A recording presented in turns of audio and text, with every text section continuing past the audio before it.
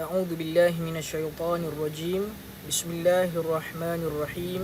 الحمد لله رب العالمين، والصلاة والسلام على أشرف الأنبياء والمرسلين وعلى آله وصحبه أجمعين. رب اشرح لي صدري ويسر لي أمري واحلل عقدة من لساني يفقه قولي. أما بعد. Baik. Pada kelas yang terakhir, kita sudah pun belajar tentang pengertian hari kiamat dan juga dalil berlakunya hari kiamat. Ya, kita ulang sepintas lalu. Pengertian hari kiamat ialah hari kebangkitan semula makhluk di akhirat selepas kehancurannya alam dunia. Bila kita mati, kita masuk dalam kubur, kemudian setelah berlakunya kiamat, maka kita akan ataupun ketika berlakunya kiamat, kita akan dibangkitkan semula, dihidupkan semula untuk dihitung sama ada kita orang yang baik ataupun orang yang tidak baik, dan di akhirnya kita akan masuk syurga ataupun neraka. Okay, baik. Kemudian kita dah belajar tentang dalil kiamat. Iaitu bukti ataupun petunjuk yang menunjukkan bahawa kiamat itu memang akan berlaku. Iaitu pada di dalam surah Yasin ayat 51 sehingga 54. Baik, jadi pada hari ini kita akan sambung semula. Kita akan sambung meneruskan pelajaran kita tentang hari kiamat, iaitu pada perbahasan keadaan manusia pada hari kiamat. Jadi tolong buka muka surat 41, buku teks Tauhid, muka surat 41. Kita akan tengok, kita akan baca bagaimanakah keadaan manusia pada hari kiamat nanti. Ya, apabila manusia dibangkitkan dan manusia akan berkumpul di padang mahsyar, macam manakah keadaan mereka? Adakah keadaan mereka senang lenang ataupun dalam ketakutan ataupun dalam kucar kacir? Baik, jadi kita akan belajar. Baik, di dalam buku teks ini penulis memberitahu bahawa keadaan manusia pada hari kiamat ada dua golongan. Tengok skrin Ustaz besarkan. Golongan yang pertama dan juga golongan yang kedua. Okey, baik. Kita belajar tentang golongan yang pertama dulu. Golongan pertama. Siapakah golongan yang pertama? Iaitu orang yang beriman. Orang yang beriman. Macam mana orang beriman ini? Bagaimanakah keadaan mereka? Mereka dalam keadaan yang baik, tenang, gembira dan selamat serta tidak berasa bimbang menghadapi hari kiamat. Baik. Jadi, orang yang soleh, orang yang beramal dengan amal soleh pada ketika waktu dia hidup, orang itu taat perintah Allah, orang itu sentiasa menjaga diri daripada melakukan perkara-perkara maksiat, orang itu menjadi anak yang soleh dan solehah, orang itu sentiasa hatinya ingat kepada Allah, orang itu sentiasa rindukan kepada Nabi Muhammad. Orang-orang macam ni, macam mana keadaan dia? Mereka dalam keadaan baik, tenang, happy, gembira, dan juga mereka tidak risau menghadapi hari kiamat. Kenapa? Kerana Allah Subhanahu Wa Taala meletakkan dalam hati mereka rasa tenang kerana mereka orang-orang yang soleh, kerana di dalam hati mereka adanya Allah. Mereka sentiasa ingat Allah sehinggakan hati mereka berasa tenang dan mereka tidak gusar, mereka tidak terlampau takut dalam menghadapi hari kiamat, kerana mereka sentiasa merindukan untuk bertemu dengan Allah Subhanahu Wa Taala. Baik. Kemudian ada pula satu golongan lagi, iaitu golongan yang kedua. Siapakah mereka? Cuba tengok yang bawah. Golongan kedua iaitu orang yang kafir dan munafik. Golongan pertama orang yang soleh. Golongan kedua orang yang kafir dan juga orang yang munafik. Orang kafir ni apa? Orang kafir adalah orang yang tidak beriman dengan Allah dan orang yang tak beriman bahawa Nabi Muhammad SAW itu sebagai pesuruh Allah. Dan samalah orang yang tak percaya dengan hari kiamat pun orang kafir. Orang yang tak beriman dengan wujudnya malaikat pun orang kafir. Siapa-siapa yang tak memenuhi rukun iman tersebut, maka sudah tentu mereka orang kafir. Beriman kepada Allah, beriman kepada kitab, beriman kepada malaikat, beriman kepada Rasul, beriman kepada hari kiamat dan beriman kepada qada dan qadar. Siapa tak beriman dengan perkara tersebut, secara automatik mereka akan termasuk dalam golongan orang kafir. Sebab itu kita kena beriman bahawa hari kiamat memang akan berlaku. Cumanya tak tahu bila. Kita kena sentiasa bersedia. Jangan terlampau asyik dengan dunia. Kerana dunia ini akan pergi meninggalkan kita dan kita akan menuju kepada alam yang kekal, iaitu alam akhirat. Jadi kalau kita beriman, memang ustaz, saya beriman sungguh-sungguh hari kiamat memang akan berlaku. Saya beriman sungguh-sungguh memang Tuhanlah, Allah lah Tuhan saya. Saya beriman sungguh-sungguh bahawa Nabi Muhammad itu memang benar-benar pesuruh Allah. Jadi mereka adalah orang Islam kerana mereka beriman dengan segala apa yang dibawa oleh Nabi SAW. Jadi orang yang kafir, orang yang tak beriman dengan Allah, orang yang tak beriman dengan Rasulullah, orang yang tak beriman dengan malaikat.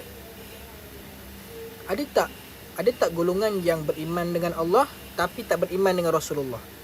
Dia tahu, dia yakin bahawa Allah tu Tuhan dia, tapi dia tak nak mengaku bahawa Nabi Muhammad itu pesuruh Allah. Ada. Ada. Di antaranya siapa? Abu Jahal. Abu Jahal tahu Allah tu Tuhan dia, tapi kerana kesombongan dia, kerana dia terlampau tak boleh menerima hakikat bahawa Muhammad itu adalah pesuruh Allah. Sebab itu diberi gelaran Abu Jahal, bapa kepada kebodohan. Kerana dia ni bodoh. Dia dah tahu dah Allah tu Tuhan dia, tapi kerana kesombongan dia, dia tak nak mengaku Nabi Muhammad itu pesuruh Allah. Walaupun dia tahu Nabi Muhammad itu pesuruh Allah, dia sombong. Jadi orang macam ni termasuk dalam golongan orang kafir. Baik, yang kedua orang munafik. Kafir dan munafik. Munafik ni apa? Munafik ni adalah orang yang berpura-pura masuk Islam, orang yang berpura-pura Islam sedangkan dalam hatinya masih kufur kepada Allah. Zaman Rasulullah banyak. Zaman Rasulullah ada orang munafik. Ada orang munafik. Dia mengaku di hadapan Rasulullah, aku beriman kepada Allah wahai Rasulullah. Tapi rupa-rupanya dalam hatinya dia tak beriman lagi. Dia cuma menyamar sahaja. Baik, macam manakah keadaan golongan ini? Katanya sentiasa dalam keadaan resah gelisah dan menghadapi pelbagai penderitaan serta kesengsaraan.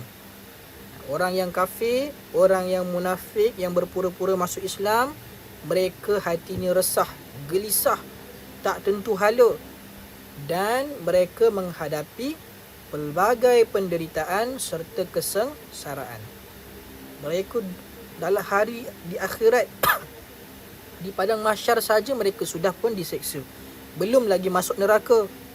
Di padang mahsyar, di alam kubur pun sudah diseksa mereka ini. Mereka mengalami penderitaan yang teramat sangat. Apa dia contohnya? Ada yang terpaksa berjalan di atas kepala. Orang berjalan guna kaki, dia berjalan menggunakan kepala sehingga berdarah-darah kepala dia. Ada yang terpaksa mengengsut kerana dosa-dosa yang dilakukan di atas muka bumi ini. Sebab itu, orang yang beriman sungguh-sungguh dengan hari kiamat, mereka takut nak buat dosa. Kerana mereka takut nak dapat sakit ketika hari kiamat. Cuba tanya diri kita, adakah kita sanggup mengengsut sepanjang di padang mahsyar? Dekat dunia saja pun dah tak larat nak mengengsut macam ular tu, apatah lagi di hari kiamat. Ada yang lemas kerana bermandi peluh sendiri, terlampau panas hingga air peluh dia keluar, lalu dia lemas dengan air peluh dia sendiri. Ada yang macam tu.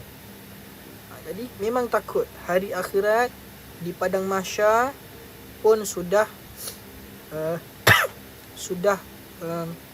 menunjukkan satu tempat yang amat menakutkan, kecuali kepada orang yang beriman yang benar-benar menjaga dirinya daripada perkara-perkara yang boleh membawa kepada kemungkaran Allah, mereka akan selamat.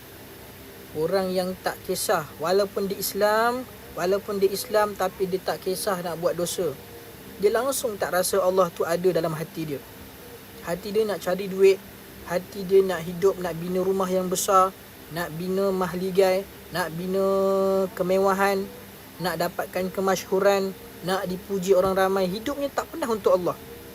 Tak habis-habis untuk manusia, tak habis-habis untuk dunia. Sikit-sikit manusia, sikit-sikit duit, sikit-sikit dunia, harta. Lalu di akhirat nanti apa berlaku? Mereka juga termasuk dalam golongan yang akan kena seksa. Kita ingat syurga ni murah ke? Syurga ni sangatlah mahal. Rumah yang kecil pun mahal, apatah lagi syurga yang tidak ada kesengsaraan dalamnya. Lagilah mahal. Sebab itu kita kena sentiasa beringat, buatlah amal soleh. Hidup di dunia tak lama. Ada orang mati 20 tahun dah mati. Ada orang umur 15 tahun dah mati. Jadi umur kita tak sama. Tapi yang samanya apa? Satu hari nanti kita akan pergi juga meninggalkan dunia dan bertemu dengan Allah. Lalu apa kamu nak bawa bertemu dengan Allah? Kamu nak tunjukkan apa dekat Allah?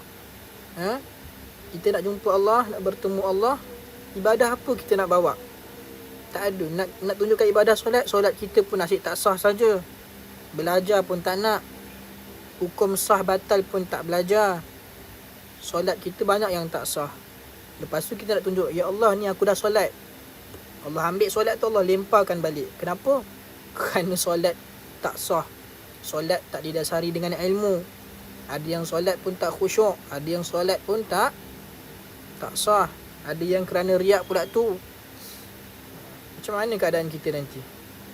Banyak sebenarnya yang kita masih tak beres, tapi manusia ini tak rasa pun. Dia masih merasakan tenang kat dunia. Dia masih merasakan selesa duduk dunia. Sedangkan dia tahu esok lusa dia akan mati. Tapi kenapa seolah-olah tidak ada persediaan bertemu dengan Allah? Ya. Sebab itu orang yang bijak, kata Nabi, orang yang pandai, orang yang bijak bukan orang yang duduk dapat tempat nombor 1 kat kelas. Bukan. Orang yang bijak bukan orang yang banyak duit. Bukan. Orang yang bijak bukan orang yang pandai berbisnes. Bukan. Orang yang bijak bukan orang yang dapat 5A, 10A. Bukan. Tetapi orang yang bijak adalah orang yang sentiasa mengingat akan kematian. Orang yang bijak, orang yang pandai, dia sentiasa ingat dia akan mati. Maka pada ketika itu sudah tentu dia akan sentiasa bersedia. Dan di akhirnya dia dapat tidur, dia dapat hidup tenang di dalam alam kubur, kemudian dekat mahsyar pun tenang, kemudian dekat syurga pun lagi-lagilah dapat segala nikmat yang Allah berikan. Dengan syarat buat amal soleh, tinggalkan maksiat. Baik. Panjang Ustaz cerita. Jadi pada hari ini kita telah pun belajar tentang keadaan manusia pada hari kiamat. Iaitu ada berapa tadi kita belajar? Ada 2. Orang yang soleh dan juga orang yang kafir dan munafik. Orang yang soleh, orang yang beriman, orang yang kafir dan munafik. Orang yang beriman macam mana? Orang yang beriman mereka tenang, tak rasa gelisah, gembira dan dalam keadaan yang baik. Tapi orang yang kafir, orang yang munafik, mereka resah, mereka gelisah, mereka rasa menderita duduk dekat padang mahsyar. Ada yang muka jadi babi pun ada, kerana dosa-dosa mereka. Macam-macam seksa dekat akhirat nanti. Baik, jadi dekat rumah tolong baca balik dan juga tolong fahamkan dan hayatilah ya, hayatilah tentang ilmu-ilmu tauhid yang kita belajar ini. Baik, jadi Ustaz akhiri dengan lafaz Assalamualaikum warahmatullahi wabarakatuh.